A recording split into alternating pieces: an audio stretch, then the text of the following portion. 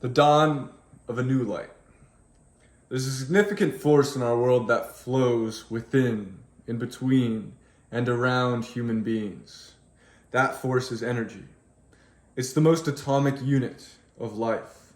Harnessing energy gives us the power to do anything.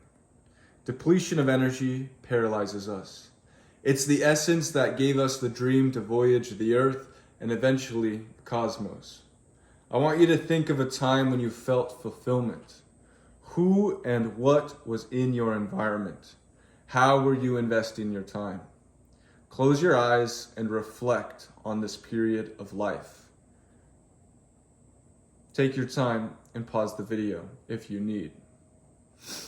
Once you've embodied this feeling, please return. During that time, you experienced what I like to refer to as harmony. Your life was just working. If you think of the circumstances, I can almost certainly bet two things were true. First, your environment was conducive for you to act. Second, your actions were in alignment with your beliefs. This symphonous loop gave you the willpower to be the conductor of your life. However, and unfortunately, our lives in the 21st century make moments like this all too fleeting.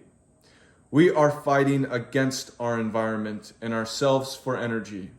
Our environment possesses distractions, doubts, insecurity, bloating, and anxiety.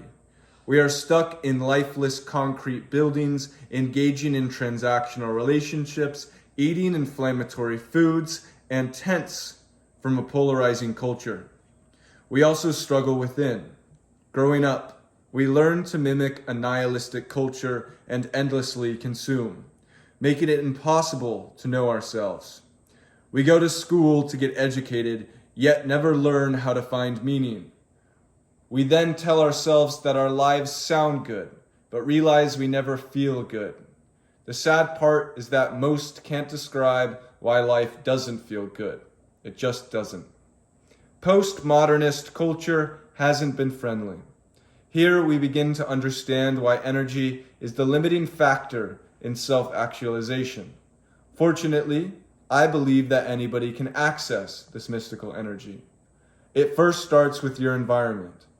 When you design your daily affairs to be conducive to positive feelings, then everything naturally flows. Conversely, a buildup of tension in your environment will yield strain in your worldly pursuits.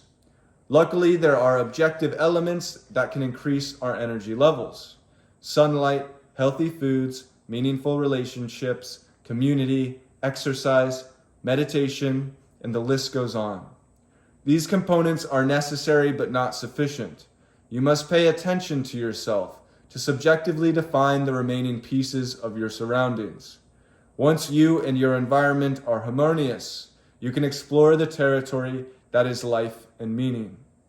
Exploration of meaning can be frustrating, but remarkably simple when you follow your feelings.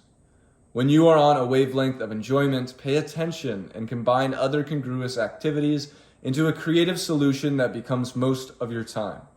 It will certainly be a journey of ups and downs, but it will feel like a constructive path towards meaningful self-mastery, instead of a destructive one towards indifference.